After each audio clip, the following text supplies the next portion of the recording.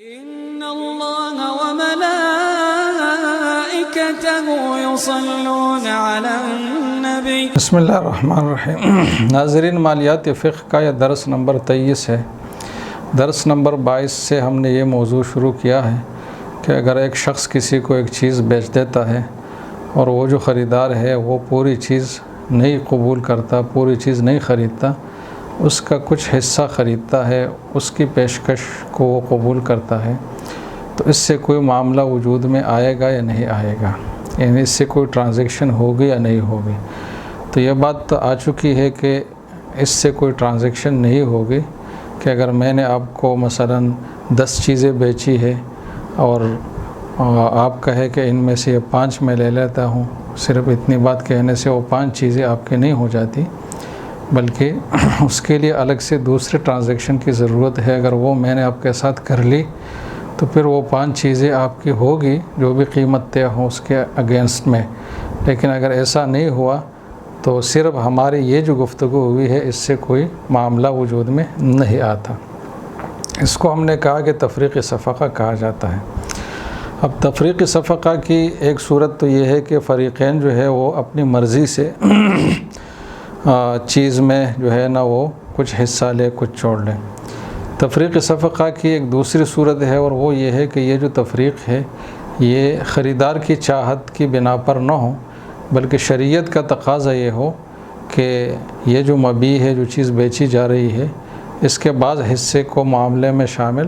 مانا جائے اور بعض حصے کو شامل نہ مانا جائے. شریعت کا یہ تقاضا ہو. مثلا اگر ایک شخص ایک جائز چیز، مثلا ایک گاڑی ہے، اس کو ایک دوسری چیز جو ناجائز ہے، مثلا شراب، اس کے ساتھ ایک ہی معاملے میں جمع کرتا ہے کہ یہ ایک گاڑی ہے اور یہ 1 من شراب ہے، دونوں آپ کو 10 لاکھ روپے میں بیچتا ہوں. تو اس صورت میں جو چیز ناجائز ہوگی، جیسے کہ یہ شراب ہے، تو اس میں معاملے کو ختم کرنا یہ شرعاً فریقین کی ذمہ داری ہے کہ اس چیز کو معاملے سے نکال لے، کیونکہ ایسی چیز نہیں ہے جس کی خرید و فروخت شرعاً ہو سکے.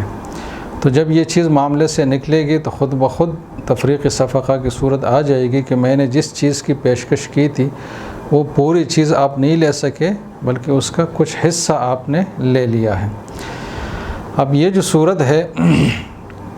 اس میں جو تفریق صفقہ لازم آتا ہے اس میں مزید تفصیل یہ ہے کہ یہ جو ناجائز حصہ ہے، جیسے کہ ہم نے شراب کی مثال دی ہے، اگر یہ ناجائز حصہ ایسا ہو کہ شرعاً وہ کسی بھی طرح قابل فروخت نہ ہو، یعنی بالکل شریعت کی نظر میں وہ مال ہی نہ ہو، اس کی کوئی ویلیو ہو نہ ہو، جیسے کہ مردار کا گوشت ہے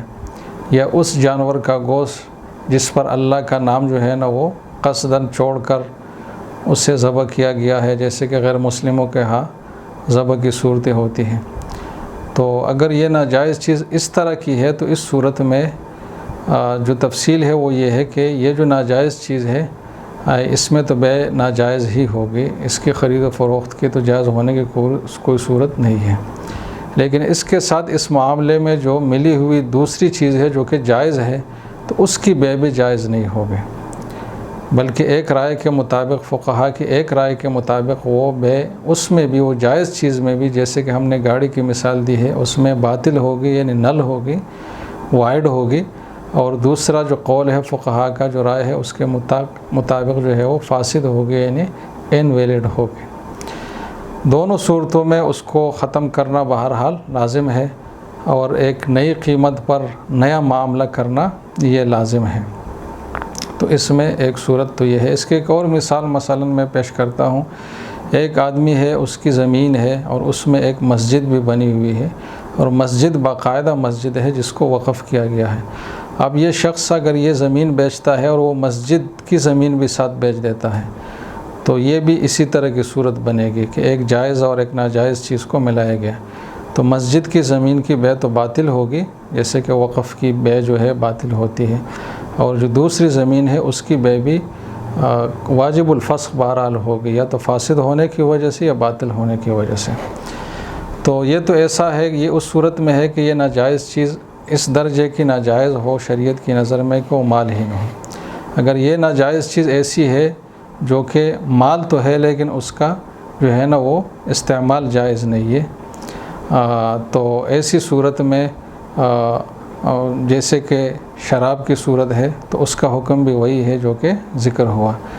اور اگر یہ ناجائز چیز اس وجہ سے ہے کہ کسی اور کی ملکیت ہے اور اس کی اجازت نہیں ہے، اس وجہ سے اس کا بیچنا اس شخص کے لیے جائز نہیں ہے اور اس نے اپنی چیز کے ساتھ ملا کر اس کا معاملہ کیا ہے، بیچ دیا ہے، تو ایسی صورت میں پھر یہ ہے کہ اس چیز میں تو معاملہ جو کسی اور کی ملکیت ہے اس میں تو اس کا اعتبار نہیں ہے، لیکن جو جائز چیز ہے تو اس میں معاملہ درست ہوگا۔ اور قیمت جو ہے اس کا فارمولہ یہ ہوگا کہ دونوں چیزوں کی جو مارکیٹ ویلیو ہے اس کے حساب سے جو قیمت ہے اس پہ تقسیم ہوگی۔ مثلا ایک شخص نے جو ہے نا وہ دوسرے کی زمین اور اپنی زمین ملا کر 1 لاکھ میں بیچ دی، تو دوسرے کی زمین بیچنا تو درست نہیں ہے، لیکن اس کی اپنی زمین جو ہے وہ بیچی ہوئی ہوگی اور اس میں جو ہے نا وہ مارکیٹ ریٹ کے حساب سے اس کا ریٹ نکالا جائے گا۔ یا ایک اور مثال دے دیتے ہیں کہ مثلا مسجد کے علاوہ کوئی وقف چیز ہے، جیسے کہ کوئی یتیم خانے کی زمین ہے، کوئی اور وقف کی زمین ہے اور اس کو زمین کے ساتھ ملا کر بیچ دیا گیا، تو اس صورت میں جو وقف کی بے ہے وہ تو صحیح نہیں ہے، لیکن جو دوسری زمین ہے جو شخص کی ملکیت ہے اور جس کا بیچنا جائز بھی ہے تو اس کی بے پر کوئی اثر نہیں پڑے گا اور وہ درست ہوگی اور قیمت اس کی وہی ہوگی جو مارکیٹ ویلیو کے حساب سے وہ جو قیمت ہم نے طے کی ہے اس میں سے اس کا جتنا حصہ بنتا ہے وہ حصہ اس کا ہوگا۔ البتہ اس صورت میں خریدار کو یہ اختیار حاصل ہوگا کہ وہ جو چیز اس کو اب مل رہی ہے اس کو وہ لیتا ہے یا وہ معاملے سے نکل جاتا ہے، کیونکہ اس کو پوری چیز بہرحال نہیں مل رہی تو اس کو اختیار بہرحال رہے گا۔ اب یہ جو اختیار کی ہم نے بات کی اس کو تھوڑا سا اور واضح کرتے ہیں کہ خریدار کو جو اختیار ملتا ہے ایسی صورت میں کہ یہ جو باقی چیز اس کو مل رہی ہے وہ لے یا نہ لے، یہ اس وقت ہے جب خریدار کو پہلے سے علم نہ ہو کہ بھائی اس چیز کا جو ہے نا معال کار یہی نتیجہ نکلتا ہے کہ کچھ مجھے ملے گا کچھ نہیں ملے گا۔ اگر اس کو اس طرح کا علم ہے تو بھی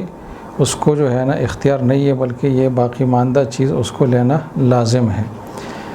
اس طریقے سے یہ بات بھی جب ہے جب وہ خریدار نے قبضہ بھی نہیں کیا ہو چیز پہ، اگر قبضہ بھی کر لیا ہے تو پھر اس صورت میں بھی جو ہے نا اس کو کوئی اختیار نہیں ہے، اگرچہ پہلے سے اس کو علم نہ ہو لیکن قبضہ کر چکا ہے، تو اگر اس کو بعض چیز اس وجہ سے نہیں مل پا رہی کہ شریعت کا تقاضا یہ ہے تو وہ یہ اعتراض نہیں کر سکتا کہ یہ باقی چیز جو مجھے ملنے والی ہے یہ میں نہیں لیتا اس لیے کہ میرا پورا جو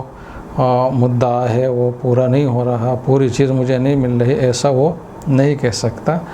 البتہ اس صورت میں اگر ایسا ہے کہ جو چیز نہیں مل رہی ہے اگر وہ ایسی ہے کہ اس کے نہ ملنے سے اس دوسری چیز کی جو افادیت ہے اس پہ کوئی واضح فرق پڑ رہا ہو اور اس کا استعمال جو ہے اس میں نقصان کا سامنا کر رہا ہو، استعمال کے جو فوائد ہے وہ پورے حاصل نہیں ہو رہے، تو پھر اس صورت میں اگر قبضہ ہوا بھی ہے خریدار کا تب بھی اس کو اختیار ہے کہ وہ جو ہے نا وہ باقی چیز چھوڑ سکے اور اس سے نکل سکے۔ تو آج کے درس میں اتنا ہی کافی، باقی آئندہ انشاءاللہ۔